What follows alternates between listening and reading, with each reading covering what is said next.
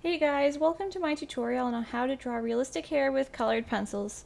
Today I will be sharing with you the most important trick for achieving realistic hair. Before we get into that, I'm going to cover the basics of drawing hair. So first of all, you will need to look at the hair in your reference picture and analyze which colors and types of tones are in the hair. You will need to decide whether the hair contains warm or cool tones, or both, and decide which colors you are going to need based on that. Cool tones are generally blues, greens, and purples, while warm tones are reds, oranges, and yellows.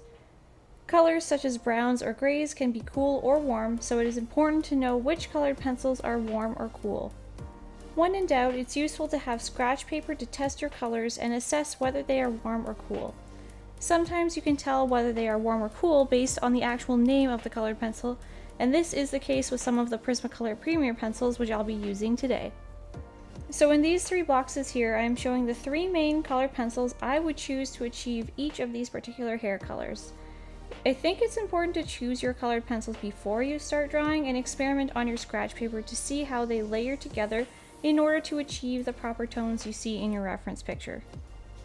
So at the top I have my three main colors for achieving a black or warm dark brown. The exact names of the Prismacolor Premier pencils are labeled. In the middle I have the three main colors to achieve a medium or warm light brown, and at the bottom these are the colors I would choose to achieve a ginger hair color.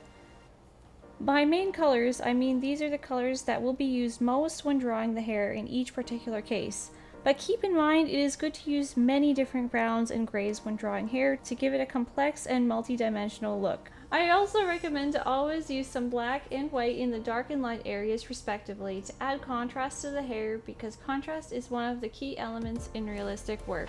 However, to add that extra realism to hair drawings, the best tip is to use an X-Acto knife or crafting knife to draw individual hairs. This technique allows you to draw fine hairs and create the illusion of hair that is catching the light. I would like to thank Slice for sending me awesome crafting knives, which I will be using in this video. In this picture, I tested out three of the crafting knives side by side. On the left, I used their standard craft knife, in the middle I used their precision knife, and on the right I used their pen cutter. All of these knives work really well to cleanly remove the colored pencil from the paper, but overall I would say the precision knife is the best for smaller hairs because it has a narrower blade. At the same time, the craft knife and the pen cutter provide pretty much the same results, but the craft knife is slimmer in width, so it is more comfortable to hold. The pen cutter, on the other hand, has a retractable blade, so it depends on your preference. I would recommend all three of these knives over a regular X-Acto knife because they create cleaner lines, and because they don't have super sharp blades, they don't damage your paper. Now I will be going over how to draw realistic blonde hair step by step. So the first step is to add a light colored base in layers. Here I used white with a little bit of light yellow. So in this case I would consider pale yellow to be one of my main colors. I am drawing my strokes with enough pressure to completely cover the area and following the shape of the hair to make it look more consistent. Following the shape of the hair, you then use a mid-tone color for the individual hairs at first. Here I used a warm light brown. You don't need to be super precise in this step because you'll be going over this layer after.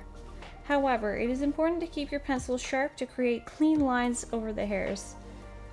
Next, use the crafting knife to go over the area and create highlights in individual hairs. But in order to keep this looking realistic with little pressure on the paper, color lightly over the area you just removed with the knife. This will make the highlighted parts look more natural because they will blend in with the hair instead of standing out due to too much contrast and harsh edges. Another tip is you can use a white gel pen to create white highlights that have more vibrancy. Next, continue to go over the area creating strands of hair using mid-tones and even some black in the darkest areas to create contrast. Remember to follow the general shape of the hair, but at this point the strands shouldn't be completely uniform because that would be unnatural.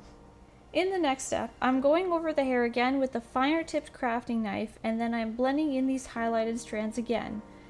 At the end, you should add the final details, which include the flyaway hairs, and for these I use a mid-tone color, adding more highlighted hairs if needed, and lightly coloring over the hair with bold colors such as bright orange or yellow in this case to create a more vibrant hair color. It will be subtle, but this tip can be used to make the hair color look brighter, but not unnatural, as long as you don't provide too much pressure while adding this layer. However, this is also optional because if you think the hair color is vibrant enough at the end, it's not necessary. So the ultimate trick for drawing realistic hair with colored pencils is using a crafting knife to create super fine lines that cannot be achieved using the colored pencils. Through this tutorial, I hope you learned some important tips and tricks about realistic drawing, and don't forget that realistic drawing comes with a lot of time, patience, and attention to detail. Again, in this video I used crafting knives by Slice, a company that creates ceramic crafting tools that are safe, durable, and effective. The company also donates 1% of its sales to autism research programs, and if you're interested in Slice's products, I put the link to their online store in the description. Thank you so much for watching, and let me know in the comments what you thought of this tutorial.